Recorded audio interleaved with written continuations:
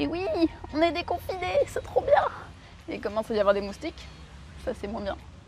Il était une fois au Royaume-Uni, oui, encore une fois, à la fin des années 70, Monsieur Handyside, qui est patron d'une maison d'édition, qui va décider de publier le petit livre rouge à l'usage des écoliers. C'est un livre d'origine danoise qui a été publié dans de nombreux pays, dont la France, et qui parle notamment de sexualité. Le Royaume-Uni est assez mitigé sur cette publication et pour les plus mécontents, des plaintes sont déposées pour publication obscène.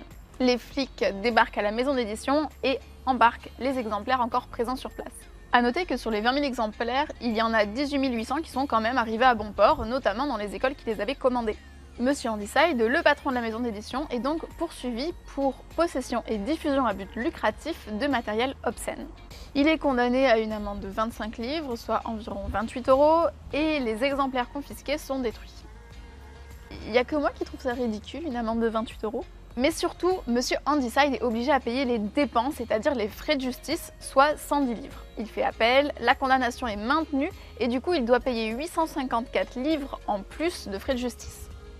C'est ironique parce qu'il doit payer des livres alors qu'on lui a confisqué des livres. Mais si, c'est drôle, non? Monsieur Handyside n'est pas très content, et ça va finir devant la Cour européenne des droits de l'homme.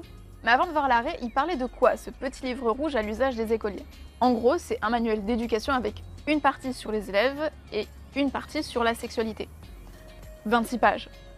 Ça va. Ça parle masturbation, porno, IST, règles, orgasme, contraception, avortement, etc.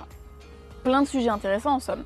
Et donc tout cela est qualifié d'obscène car, je cite, « de nature à dépraver et corrompre des personnes », dixit la loi anglaise de 1959 sur les publications obscènes. Alors tout cela dans les années 70, en même temps, si je ne m'abuse, que la révolution sexuelle, me demandez pas la logique. Et donc le juge anglais considère que le livre traite de sujets trop adultes pour les élèves. Et pourtant, le juge critique que le livre n'aborde pas le mariage. Mais parce que c'est bien connu, on pense tous au mariage avant de penser à la masturbation. Ensuite, le juge reproche au livre de conseiller aux élèves d'être eux-mêmes. En fait, le livre propose de s'assumer, même si ça signifie fumer de la beuh ou faire du sexe. Mais ces conseils sont un peu contradictoires avec le fait que la consommation de beuh est illégale et que, apparemment, les relations sexuelles pour les garçons de moins de 14 ans et les filles de moins de 16 ans est aussi interdite. À l'époque, en Angleterre, je précise. Ensuite, le livre parle du porno comme d'un plaisir inoffensif si on comprend que c'est du cinéma, même si de temps en temps on peut y trouver des bonnes idées. Or, le juge, qui doit sûrement avoir eu une mauvaise expérience de la pornographie, rappelle qu'on peut y trouver des scènes violentes ou de zoophilie, ce qui est illégal. Ou encore, le juge souligne que sur le passage sur l'homosexualité, le mariage n'est pas abordé, et que donc, l'homosexualité, ça ne peut pas être permanent. Révolution sexuelle de mes deux ovaires, évidemment. À ma grande tristesse, il faut noter que ce livre a été publié une deuxième fois en changeant tout ce qui n'allait pas selon les juges. Notamment la suppression de passages entiers et la mention de la nature temporaire de l'homosexualité. Malheureusement, la connerie, pour certains, c'est pas temporaire. Ou encore, il est rajouté que c'est interdit d'avoir des relations sexuelles pour les filles de moins de 16 ans. Alors, bizarrement, les garçons, on n'en parle pas. Bref, maintenant que ça s'est posé, revenons à la Cour européenne des droits de l'homme. D'une part, M. Handyside considère que son droit à la liberté d'expression a été violé, car on l'a condamné pour la publication d'un livre que lui ne considère pas comme obscène. Et d'autre part, il considère que son droit à la propriété a été violé du fait de la confiscation puis destruction d'une partie des exemplaires. Le droit à la liberté d'expression est protégé par l'article 10 de la Convention européenne des droits de l'homme. Par principe, l'État n'a pas à décider ce qu'on peut publier ou pas. Sinon, ça s'appelle de la censure. Pourtant, finalement, c'est ce qu'a fait le Royaume-Uni en condamnant M. Handyside pour la publication du petit livre rouge. Mais car il y a toujours un mais, il y a des exceptions en droit. La liberté d'expression peut être réduite si 3 conditions sont réunies. Et vous avez deviné, c'est les mêmes conditions que pour la vie privée. La restriction doit être prévue par la loi, elle doit poursuivre un but légitime et elle doit être nécessaire à une société démocratique. Voyons voir ça. L'infraction de possession et de diffusion de matériel obscène est bien prévue par la loi, en l'occurrence une loi anglaise de 1959. Et cette loi poursuit un but légitime, à savoir la protection de la morale.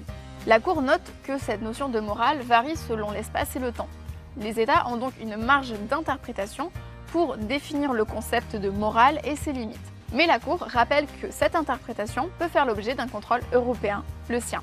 Il faut donc faire une balance entre liberté d'expression et protection de la morale. La liberté d'expression est très importante pour la Cour européenne. Elle permet le développement d'idées, le pluralisme, la tolérance, etc.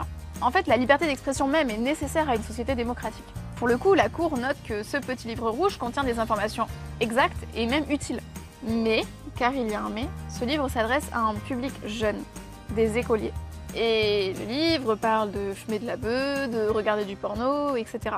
Ce qui, selon la Cour, pourrait être vu comme, je cite, un encouragement à se livrer à des expériences précoces et nuisibles pour eux, voire à commettre des infractions pénales. Selon la Cour, la condamnation visait donc bien à protéger la morale des écoliers anglais. Enfin, est-ce que cette condamnation et la destruction des exemplaires est nécessaire à une société démocratique? À ce sujet, la Cour note plusieurs choses. D'abord, en fait, la plupart des exemplaires circulent toujours librement. Et la version révisée du livre n'a eu aucun problème au niveau pénal. Et ensuite, la Cour va devoir répondre à deux arguments qui ont été soulevés pour dire que la condamnation n'était pas nécessaire. D'une part, le Royaume-Uni n'aurait pas de problème pour publier d'autres types de matériel pornographique, donc a priori obscène. En gros, 50 nuances de gris, ça passe, mais un manuel sur la sexualité, vous comprenez, c'est moyen. Réponse de la Cour. Peut-être, mais ce matériel pornographique n'est pas destiné aux enfants. Et l'autre argument, c'était que ce livre avait été publié dans d'autres pays européens sans le moindre problème. Réponse de la Cour, oui, c'est vrai, mais la morale varie selon les pays. Conclusion, cette condamnation est nécessaire à une société démocratique. Conclusion générale, cette ingérence à la liberté d'expression est justifiée et il n'y a donc pas violation de l'article 10 de la CEDH. Bon, rapidement sur le sujet de la confiscation puis destruction des livres. Par principe, le protocole 1 de la Convention européenne des droits de l'homme protège le droit à la propriété. On ne peut pas voler les biens d'un autre ou l'État ne peut pas lui confisquer. Précision, un protocole c'est comme un DLC en jeu vidéo. C'est un traité supplémentaire à un traité principal. Mais bon, vous avez l'habitude, il y a aussi des exceptions à ce droit de propriété. En gros, on peut porter atteinte au droit de propriété si c'est conforme à l'intérêt général, ce qui inclut le fait de détruire quelque chose d'illicite, en l'occurrence les livres. Il n'y a donc pas eu violation du droit de propriété. Conclusion globale, il n'y a eu ni violation de la liberté d'expression de la Convention européenne des droits de l'homme, ni du droit de propriété du protocole 1. Et donc, on maintient la condamnation de Monsieur Handyside. Merci beaucoup d'avoir suivi ce nouveau Sex Case, j'espère qu'il vous a plu. On a commencé à introduire la notion de liberté d'expression qu'on va beaucoup réutiliser par la suite. La prochaine fois, on s'attaquera à de la littérature française cette fois-ci. Sur ce, plein de bisous et soignez vos droits.